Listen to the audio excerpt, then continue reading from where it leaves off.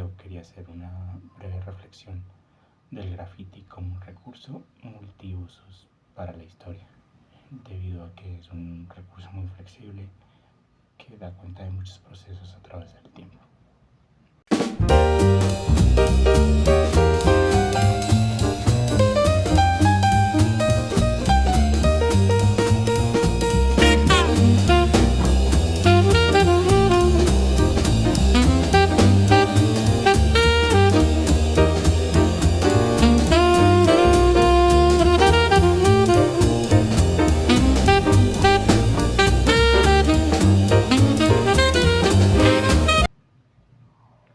Bueno, porque digo que el graffiti es un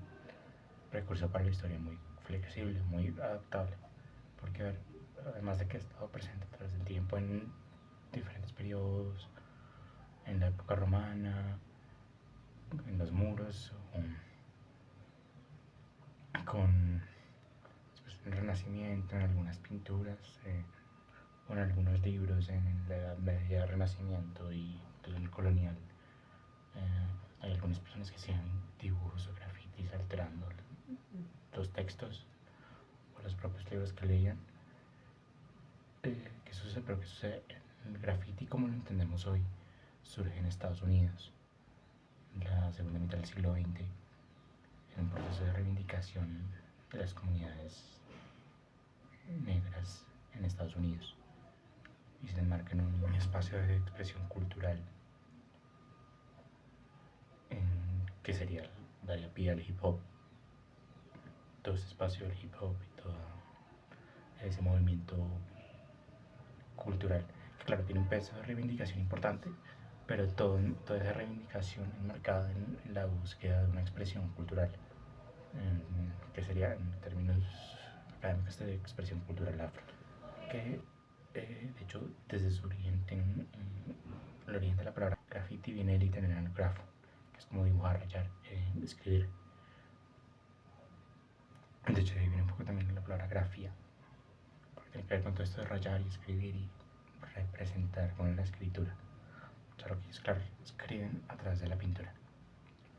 no tanto o necesariamente desde el grafito. Pero ¿qué pasa? Esto también, además de ser una expresión cultural,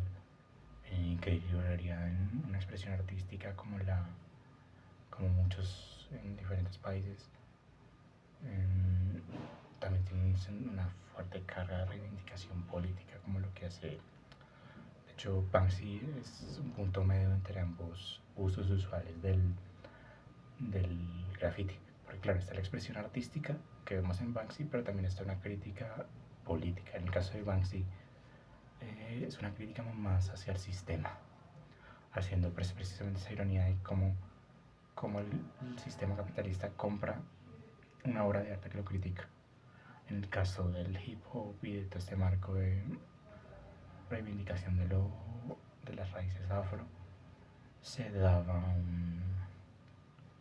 en las expresiones, pues bueno, claro, todo un marco musical en el hip hop, pero claro, también es un afán de representar en el arte sus visiones, su manera de ver el mundo. Esta flexibilidad del graffiti en que puede ser arte, puede ser una crítica, pueden tomar elementos del italiano, permite que se vaya adaptando a las necesidades de cada país, que sea tan como que podemos encontrar tantas cosas, tantos elementos, todo abarcado por el graffiti. Eso lo hace un espacio muy flexible, y de hecho cuando el graffiti se adapta a la realidad colombiana, por poner un ejemplo y aterrizarlo a otro marco diferente al estadounidense, que es donde solemos verlo o pensarlo, en Colombia se vuelve un espacio de crítica política, una forma de hacer arte. De hecho hay un episodio en el que un artista, un joven del 2010-2011, quien quería hacer arte, representar, como dibujar, convertir un muro en su lienzo, termina asesinado por la policía. Y eso termina degenerando en un marco legal que permite en Colombia la expresión de esas formas de arte. Pero también lo vemos en reivindicaciones puramente políticas, como lo es las expresiones de quien dio la orden, en imágenes, también en grafitis, como también lo de los falsos positivos, la crítica, de hecho hay una crítica al expresidente Uribe, un grafitero en la época del H1N1, lo pinta como HP1N1, como jugando como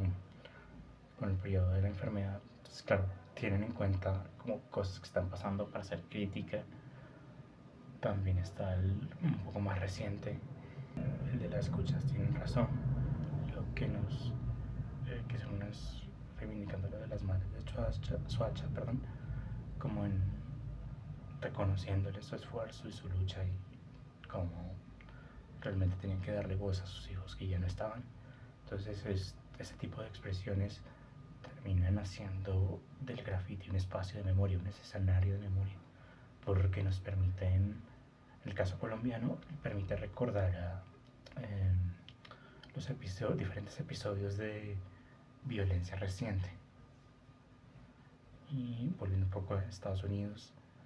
hay murales y grafitis en torno a todo lo que ocurrió con George Floyd, en un ejercicio precisamente también de memoria, de recordar a las personas que han caído en esa